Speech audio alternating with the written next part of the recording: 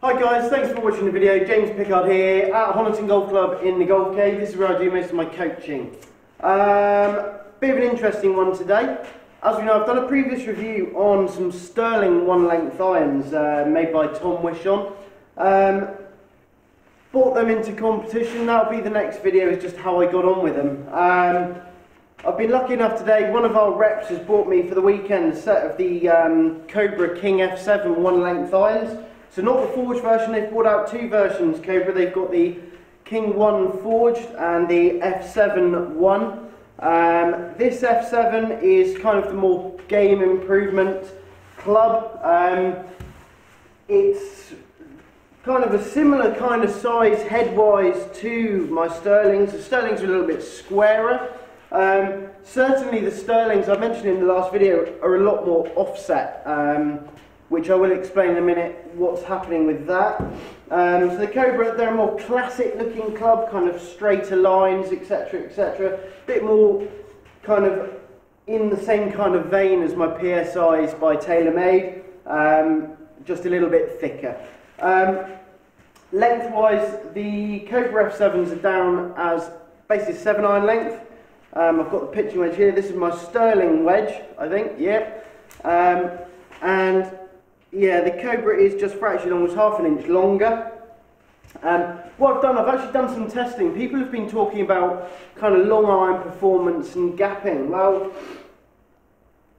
you know, I've heard from certain people, the reps also spoken to me saying, you know, people said about the Cobras that the longer irons are a bit low, the shorter irons are flying a bit too high.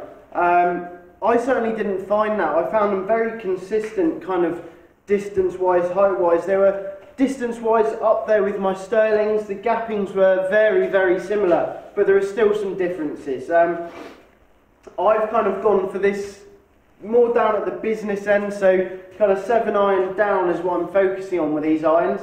I've got some numbers up on my screen here. I'm just about to finish off hitting some wedges.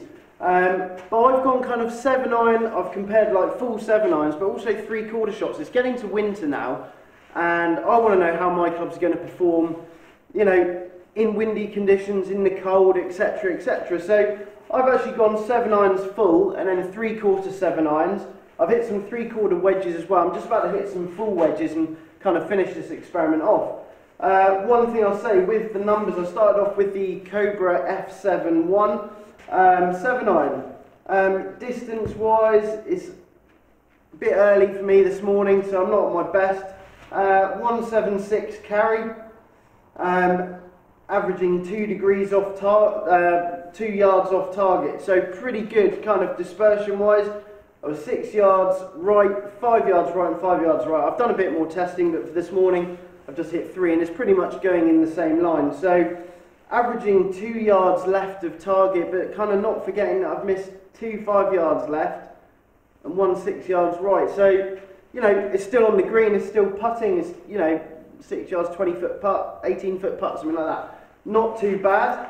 The Sterlings, however, 179 yards carried. They have got the high core face, so the kind of welded metals together to create kind of a higher launch, which they certainly get. I do like the feeling. Slightly lower spin, spin rate. Actually, both are pretty similar looking at that there. But my Sterlings averaging 1 yard off line, and I've had one bang on 0. 2 yards left and 2 yards left, so really consistent. The one thing I found with the Cobras, as I said, the Sterlings are quite offset, and I think to me that's kind of psychosomatic. I find I hit them straighter. When I first got them, I was very worried, and I said it in the last video about kind of getting the hooks going with them because of the offset. However, they go straight. They go really straight, and I'm kind of debating whether that is me in my head kind of using my hands a little bit more effectively to stop it. Previously with kind of you know, normal length irons, I've always played like a pull hook and always kind of aimed right and dragged it back to target with a bit of a draw, and I'm getting that kind of feeling with the Cobra. So the control for me Sterling wise just feels that little bit better. I have to really try and work my hands to get any kind of draw out of it, which for me is great. looking at the 3/4 shots, yeah, really, really interesting. Sterling's again, I took the 7-iron down to 170 yards pretty much. Sterling's are averaging 4 right, which for me is incredible. So these are little punch shots. Normally with a punch, I would be expecting to be dragging them left, ball position back with my swing and everything. You know, a bit of a funky swing. I'd normally drag my my 3/4 punches left. So I've got 1 bang on target. I've missed 7 yards right and 6 yards right. Now from 170, you know, if you're playing a punch shot into wind, I'm taking that all day long. I'd rather miss right than get my one that turns and is uncontrollable. Side spin wise, literally nothing there. Averaging 183 revs left. So 183 draw spin, brilliant. Cobra wise, still pretty good. I've missed 1 3 yards right. I've then 3 yards left. Sorry, I've missed 5 right and then 7 yards left. So again, just that little bit of inconsistency creeping in there. And then, yeah, so what I'm about to do is I'm just going to hit some wedges, so kind of 3 with each. Just going to kind of, I've set a target at 149 yards, which is roughly kind of where I am with these. Now, the wedge with the Sterling being 7-iron is, even though it's only ½ an inch, is noticeably longer. I do get the feeling with this, my clubs are flat as well, so I've got 1 degree flat. This being a bit longer for wedge has made it maybe slightly more upright. I'm not sure what they've done with the lie angle, but for me it certainly looks a little more upright, so I'm just going to hit a couple. Okay, so very kind of, it's a decent strike, it's a bit left, 148 carry that one. So that's 8 yards left to target, so still on the green. But with a wedge in your hand, you'd be wanting to be closer than that, really. Okay, pretty similar strike that one. It's a better line. 147 carry, so it's 149 that's finished, so that's pretty good. 3 yards left to target. We'll just hit 1 more.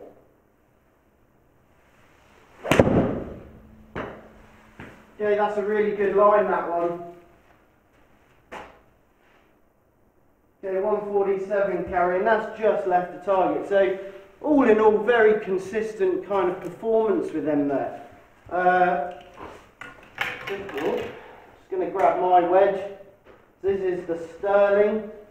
I'd imagine I'd see similar results with this one, really.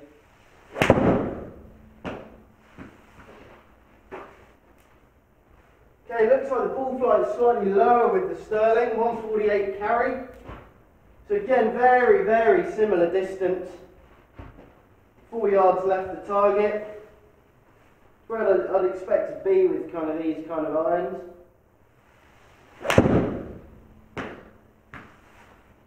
Okay, that's a nice line. Good carry on that one. 149 carry, just right of target. Okay, 1 yard left. That's kind of, you know, be very happy with that one. Right, last one. Okay, bit pulley that one. Wouldn't be overly enamoured with that on the course.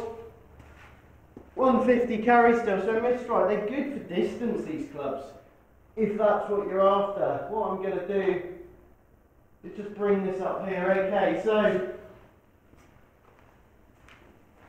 with the Sterlings, I've pulled one, I've missed 1 yard left, 4 yards left and 7 yards left, the others 8, 3 and 1. So both averaging -4, not too bad. I can tell I pulled the Sterling a little bit, so I feel slightly more in control with the Sterlings. This is all personal preference. I mean, for me, I think the offset is actually helping me use my hands a little bit better to keep a squarer club face, a better ball flight. You know, the single length iron I think is such a great product. I think people have been saying it's a fad, it's not going to last. I think this will be here for years to come. More tour pros I think we'll find next year will be using these, and I know that Edel are bringing out a single length set in March. Looking forward to getting my hands on them. I genuinely think they can help people with their game. I'm certainly going to keep these in the bag for the minute just to see how I go. Another competition coming up on Thursday, so I'll use it in that as well and just see how they go. I mean, setup wise with the Sterlings, I'm waiting for a 4-iron to turn up, so hopefully they'll be nice enough to send me them. But in actual fact, the guys at Sterling heard that the Cobra were kind of bringing the single length irons out, and they were actually very happy because they've obviously put a lot of research into this, and to have another company kind of go down the same route. I think Jakob Bowden, who kind of looks after me with the Sterling stuff, you know, sent me an email saying he was actually really happy that Cobra were doing this just to get single length irons out there. It's something that's been around since I think the 70s. Someone tried them unsuccessfully because of swing weighting and getting the head weights the same, etc. Now that technology's advanced as it has, you know, I think these clubs will go from strength to strength. I'm not going to be surprised to see, you know, some of the bigger companies, TaylorMade, maybe not Titleist, but Ping maybe, bringing out a single length set of irons for people that potentially could use these. I mean, I've got no problem using these at all.